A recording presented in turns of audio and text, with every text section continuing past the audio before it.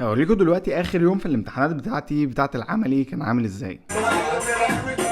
كان جالي ارق ليله الامتحان ومعرفتش انام خالص، اللي هو ولا حتى نص ساعه، فقررت بقى اقوم اذاكر يعني بقى وخلاص، يعني مش هيبقى لا نوم ولا مذاكره. وعملت نسكافيه يعني عشان افوق شويه، وبدات مذاكره السلايدات دي، وبالمناسبه هي كلها بتدخل في بعض اساسا، وشيء يعني شيء رخم جدا. ونزلت صليت الفجر في المسجد ورجعت عشان اكمل عياط مش مذاكره. وانا كمان والله يا قلم بجد خلصت. وعملت نسكافيه تاني، بعدين قمت عملت فطار وعملت بيض بالشوفان، وطبعا كالعاده اتحرق زي كل مره. وقمت لبست ونزلت عشان اتجه الى الاهانه. المشكله ان انا الذاكره عندي بتاعت حفظ او استرجاع الصور يعني بعافيه شويه. بعد ما خلصت مذاكره جاي بحل امتحان كده بتاع الكورس يعني منزله، ما عرفتش احل منه اي حاجه. على الله. وصلت الموقف وركبت ورجعت في الطريق على السلايدات دي عما وصلت. انا ايه اللي جابني هنا بس؟ 10 من 30 يا اسطى، انا كده مستحيل اجيب امتياز في الدراسه ولا يا اسطى ما تختارش نفسك، ما تختارش نفسك كده. بص معايا يا اسطى، ما تطلعش فعلا اكرم لك والله. يا عم 30 درجه عملت ايه؟ طبعا يا جماعه انا بسمع ناس كتير جدا بتدخل امتحانات وتجيب 6 من 20 وكده.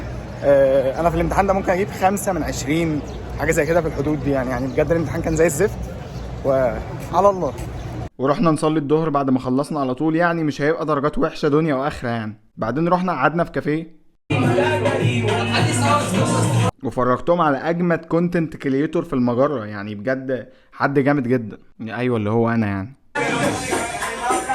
ورحنا بعدها كلنا في ويلز كيتشن، وبجد يعني ما كانتش احسن تجربه، يعني اللي هو يعني في حاجات احسن من كده كتير. بعدين طلعت على الجيم، صليت العصر الاول قبل ما ابدا تمرين، واديتها تمرينة رجل. بجد خلصت كنت هلكان، اللي هو مش قادر اقف على رجلي بعدها. وبحس بجد تمرينة الرجل يعني بتغسل الواحد كده من جوه، وبتديه راحه نفسيه جامده جدا، وبتهلكه برضه في نفس الوقت. لو حد عايز يجيب حبل يا جماعه، يعني يجيب الحته اللي فوق دي تكون معدن مش بلاستيك، عشان الحته دي بتتكسر للاسف. ايه ده، هو يا اما ابويا قلب مينيماليزم يا اما احنا اتخطفنا بجد. بمناسبة الامتحانات بقى في حاجتين، يعني امبارح انا كان عندي امتحان فارما اللي هو ندرس الادويه وكده، فانا قعدت اثبت الاسماء حاجات في دماغي، وجه منها حاجه في الامتحان وحليتها. جاي بشوف النهارده كنت في الجيم، فجاي بفتح بقي حسيت ان انا في بقي الحاجه اللي هي المفروض ان انا اجيب لها الدواء ده، بس طلع يعني تشخيص غلط وبتاع هبل.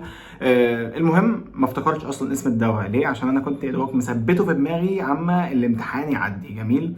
فلما تدخل امتحان لو جبت فيه درجة سيئة عادي مش مشكلة، يعني لو حليت مثلا أسئلة كتير غلط يعني هو عادي، مش هو الامتحان اللي هيقرر مين الجامد ومين اللي مش جامد. بس ادي حاجة. تاني حاجة بقى، امتحان النهارده كده كده يعني هو اتعلم عن الناس كلها، فلما يتعلم عن الناس كلها خلاص يعني عيش بقى الواقع وكلكم زي بعض.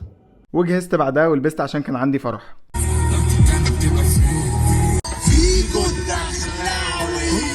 وصلنا الفرح ووجبنا وظبطنا الدنيا، وتوجب معانا كمان، والاكل كان جامد قوي بالمناسبه.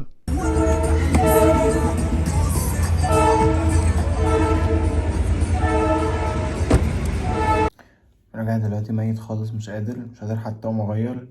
غالبا هقوم انام بلبسي. بس كده، لو الفيديو عجبكم اشتركوا لايك البيج، وهتلاقوا الانستجرام بتاعي موجود تحت لو حابين تابعوني هناك، واشوفكم تاني قريب. يلا سلام.